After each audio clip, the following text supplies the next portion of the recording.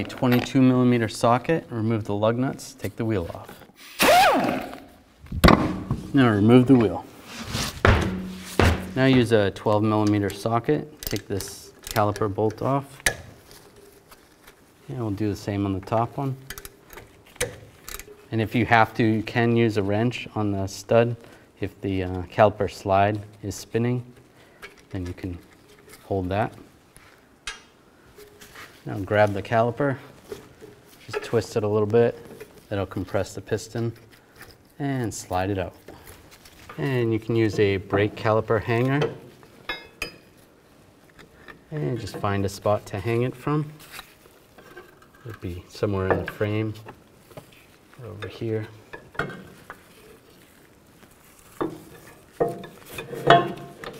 Just as long as the brake hose doesn't have any tension on it. It's good right there. Now we'll take the brake pads off and use an 18mm socket and take these two bolts out. And take those bolts out and slide the bracket right off. Take the new bracket and we'll just take a little caliper lube and just grease the caliper. And put these caliper slides on, or anti-rattle clips. And just take and give it a nice thin coat of more caliper grease. Now take the bracket and slide it over the rotor. And take the bolts. You can use some thread lock adhesive on them. And get those started. And now I'm going to torque these bolts to 129 foot-pounds. And take the brake pads and slide those on. Brake warning indicator goes to the top. And same on the inside, goes on the top. And take the caliper and just slide it in position. Take the bolts, get those started. Then I'm going to use a 16mm wrench, put that on the caliper slide, and then torque this bolt to 31 foot-pounds. And do the same for the top. Now just take the old caliper, and we're going to take this bolt off, take the banjo bolt off. We want to do this pretty quickly. It's a good idea to double check your reservoir for the brake fluid and make sure it's topped off so you don't lose all the brake fluid. And you can see one of the seals or washers stayed right there.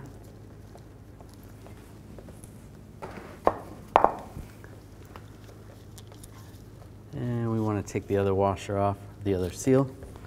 New seal on. And slide it through the hose. And the new seal on that side as well. And get this started. And we'll tighten this down. And take a torque wrench, and I'm going to torque this to 30 foot-pounds. Take a 10mm wrench and open up the bleeder screw. Double check your master reservoir, and we're just going to let this gravity bleed out. Once you get a nice steady stream, you want to make sure this bleed screw is closed, and then have a partner get in the vehicle and pump the brake pedal. Go ahead, pump the brake pedal. There's a little bit of an air gap in between the caliper and the brake pads. And once the pedal starts getting hard, then you know that's filled up. So about 5 times, pump it up, and then hold it. And then while they're holding it, you're gonna open up this bleed screw. A little bit of air came out. And then close it. All right, pump it again and hold it while they're holding it. Open it again. See if there's any air. Maybe a little bit of air came out that time. And one more time.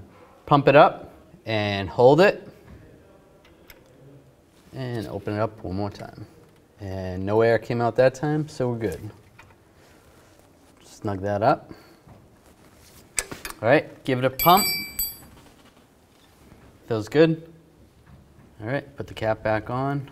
You can clean that up with some brake parts cleaner, and then double check your fluid level and adjust accordingly. And it's a good idea to go for a road test, and after you're done, come back and take a look and make sure you don't have any leaks. And reinstall the tire. Put the lug nuts on.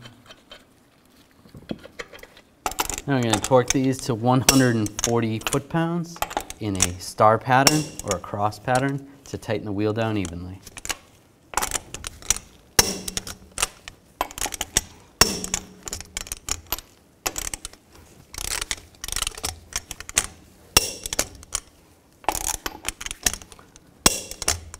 And I'll just go around again, double check.